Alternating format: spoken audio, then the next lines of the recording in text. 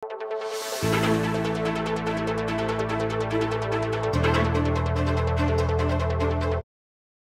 pili ng representante na ng Pampanga kay Mutya ng Pilipinas 2023. Labilang nga na makandidata rin miligligan para king korona ni Mutya ng Pilipinas Pampanga 2023, king the Lakeshore Tent king Mexico anyang Sabado, November 4. Kaya belang milub ken top 10 ri Geneva Lopez ning Santa Tomas, Arlinda Lusong ning Arayat, Irali Deirit ning Mexico, Hanilin Angulo ning Apalit, Nika Balmes ning Arayat, Alyssa Joy Bondok ning Angeles, Elaine Villanueva ning Arayat, Ian Klein Castro, Maria Yvonne Crocker, at Mary Rose Samson na pare-parehong tubong mabalakat. Kay bat ning question and answer portion, linob lang ang final 3 di Crocker, Samson, at Castro bang marap ken tataw lingamon. Kenny, metong yamong kutang ingkarelang pekibatan.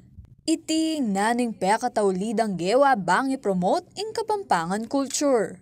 At Kenny, minangat yay Ann Klein Castro ayang mikoronan Mutya ng Pilipinas Pampanga 2023. As a tourism student, I have learned how important it is to look back where we came from and to know who we really are. Ever since when I was a child, it has been my way of communication using the Kapampangan language. Being loud and proud, using the Kapampangan language itself. And I believe that using the Kapampangan language is what connects us to our culture and tradition.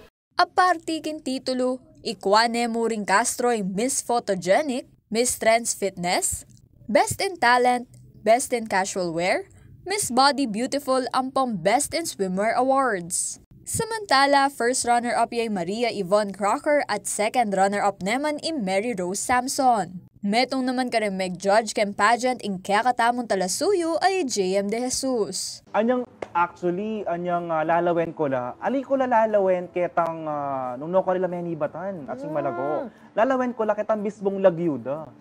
So ali ko la masyadong akakit na from Arayat, from Makanyan, kasi buri ko maging fair eh. Yes, nung manibatan ko man katigo kilala Arayat, Makanyan, aliya kahit mag-matter. So lalawen ko itang mismong Lagyuda mo, so inaus ding Lagyu na ning Ann Klein, inaus ding Ann Klein niya, aliya mis mabalakat. Kasi dakalapin mabalakat dakal Arayat, dakal aliwa pang lugar. Kay batan niyang inanang soretang atlo, ipaglalawe kami. Kay bat karin ko mo abalo na mabalakat langan pala ding atlong linob. So imagine, ali talaga isipan na ali dapat mabalakat ting lungob, ali dapat Arayat. So may bigla na kami mo naman as judges na, aba, mabalakat lang nalim ding linob pala ding top 3 ako. Kaya Jenna Lumbang Parungaw, ako po yung kaya kayong talasuyo, Arlen Salonga, ating pusong makabalen.